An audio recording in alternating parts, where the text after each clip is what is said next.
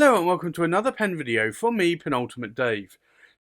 So I have here another Benu pen for review. I'd like to thank Derek from Stonecrop Fine Writing Supplies for loaning me this pen for review. This pen will be going back to Derek very shortly. Now, Benu, if you don't know, they ship their pens in what is like a rubberized cardboard box. It's got this like rubber kind of feel to it, but it is fully recyclable. So I do like that about the Benu boxes. They're nice and small and compact. You could, if you still want to keep hold of these boxes, put 2 or 3 pens in these as well. Now, if I turn the box over, you'll see here it says Grand Scepter number 10 and it's a broad nib. So I think let's open the box here and let's see what we have inside. So we have the typical Benu cardboard pen pouch, and we have the Benu product information and lifetime warranty, and also product care guide as well. So you get that concertina together, and you also have this paper straw bedding there.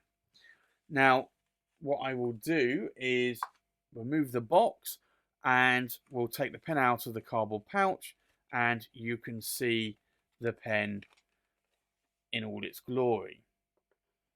So this is the Benu Grand Scepter number 10. Now, the Grand Scepters are an interesting model. They are, for all intents and purposes, if I compare it to a regular scepter, they are actually the same length. However, there are a few subtle differences. The first on the Grand Scepters is that you have these phosphorus ends that glow in the dark, where you don't get these on the normal Benu Scepters. The second is that the section's slightly wider, and it also, the Grand Scepter has a number 6 size nib instead of a number 5 size nib. So I think let's take a look at this pen in a little bit more detail. So you have the cap finial here, and it tapers out quite large, as in a scepter, and then it tapers into what is the cap band where it says Benu, and then tapers back out again to what is a blind cap. Now, you'll notice here, if I twist the pen here, you'll see my studio lights, that this is a twisted, faceted design. And I always find these quite nice. Now, if I unscrew the cap there, you'll see it comes with a number 6 size Schmidt nib, and this is a a broad nib there. Now, you can get various German nibs. You can get a Bock nib, you can get a Jowo nib. Benu typically go for Schmidt nibs. There are other brands out there, but typically those are the main 3 nib manufacturers mostly that you'll find on pens in retail stores. Now, in terms of the pen in the size of my hand, it's actually quite a nice size. Now, I did say to you that the Grand Scepter versus the Scepter, the nibs are actually quite different. So if I hold these up and get them a bit closer to the camera, you'll see there that the regular Scepter has a number 5 size nib, and then the Grand Scepter has a number 6 size nib, and then the sections are slightly wider on the Grand Scepter as well. But other than that, the size of the pen is about the same. But you can see in the size of my hand, it's actually quite a nice size. You can't post the caps on these Scepters or Grand Scepters. It's just not designed to do so. Now, if I unscrew the body here, you'll see a standard international Schmidt converter, and I can pull that off. It's not threaded. Now, the nibs on the Benu Scepters and Grand Scepters are friction fit. They are not screw-in nib units. So you can pull the nib and feed out if you want to, but you cannot twist it. So, but you can also swap the sections. You can swap a Benu Grand Scepter section with another Grand Scepter section, or you could just do it with the regular Scepter. So they do interchange quite nicely. And there's a lot of threads there screwing the body onto the section. But in the size of my hand, this is actually quite a nice size. So I do like this size. It's a shorter pen, but it's not too short. So I think with that, let's do a size check. We'll do a weight check. We'll do a pen comparison, and then we'll do a writing sample. So the full length of the pen, we are looking at about 132 millimeters in length. The length of the cap is about 60 millimeters in length. We'll do a check on the length of the body to the tip of the nib or the tip of the tines. We're looking at about 125 millimeters in length on that. So it's not quite what I would suggest is an oversized pen. Typically, I normally say about 128 to 130 millimeters.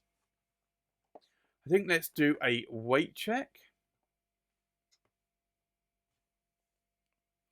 Now, the full weight of the body uninked, we are looking at just over 26.5 grams in weight. The weight of the body of the cap, we are looking at just over 7 grams in weight. And then the weight of the body uninked, we're looking at just under 19.5 grams in weight. So that's a fairly good weight. It's not too light and it's not too weighty. But I have to say that I do like the colour on this. I do like the blues and the purples, as well as the pink as well. But definitely the blues and the purples a little bit more there, with that foil and that glitter going on. So I think with that, let's go and do a comparison with other pens. So from left to right, we have a Diplomat Aero. We have a Pilot Vanishing Point in the Crimson Sunrise. We have a Magna Carta Oxford. We have a London Pen Company, and this is a faceted Christopher 14 in the Conway Stewart Honey Noir. We have another London Pen Company Christopher 14 in the Twisted Cherry Blossom. We have a Benu Grand Scepter number 10. We have an Atelier Lusso Carina in the Black Ice Illuminite. We have a Twisby Vac 700R Iris. We have an Esterbrook SD Oversized Sparkle in the red, and an Esterbrook SD Oversized Sparkle in the blue. So I think with that, let's go and do a writing sample. So this is the Benu, and it is the Grand Scepter, and it's number 10. Now this does have a broad nib, and it is a still nib, but I have to say I do like that nib a lot. Now in terms of the ink, we have it inked up today with Diamine Azure Blue. Now I could have actually inked it up with a pink ink, however this is a blue ink that has a bit of a red sheen. Now you're probably not going to see that sheen on this Oxford Optic paper, but I thought I would use it anyway. Now in terms of line variation, I'd say that you're probably getting about a Western broad, maybe a little bit more between a medium and a broad. Now if I apply more pressure, you're definitely getting at least double that line variation. And you can see that there from those figure of eights. And if I keep on doing these vertical lines, you'll see that there's no hard starts or skips, which is important because it means that that nib is tuned quite nicely. Now in terms of ink wetness, let's take a look.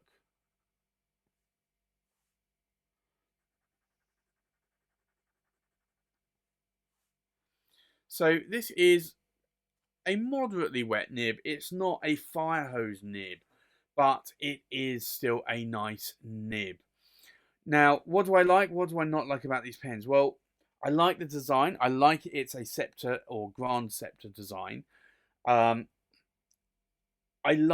have 3 Scepters in my collection, and I do like them. I don't have a Grand Scepter. I do prefer the number 6 size nibs on the Grand Scepter over the number 5 size nibs on the original Scepter. What do I dislike about the pen? There isn't really anything that I dislike. The only thing I would say is that these phosphorus ends do glow in the dark. I do think that's a little bit of a gimmick because now that you see my studio lights on the pen, this is charging that phosphorus. So if I were to switch the lights off, these ends would glow in the dark. But you're not normally going to be writing in the dark. I think it's very rare that you would. But it's still a nice thing to have on a pen because if you go into your study or your office and the lights are off, then you can see where that pen is without turning a light on. So it's not any kind of issue. It's not something that really appeals to me in a pen, but it may do for you. Now, I'd like to thank Derek from Stonecrop Fine Writing Supplies for loaning me this pen for review. Derek does go to all of the UK pen shows. If you can get to a pen show, do check Derek out there. If you cannot, then go and check him out. I'll leave a link in the description below, and there's also a link in the lower thirds here on the video. So you can go and check his website out there. So again, I'd like to thank Derek for loaning me this pen for review. So that's my review of the Benu Grand Scepter number 10 in a broad steel nib. Thanks for watching. Please like, comment, subscribe, and I'll see you on the next pen video. Bye-bye.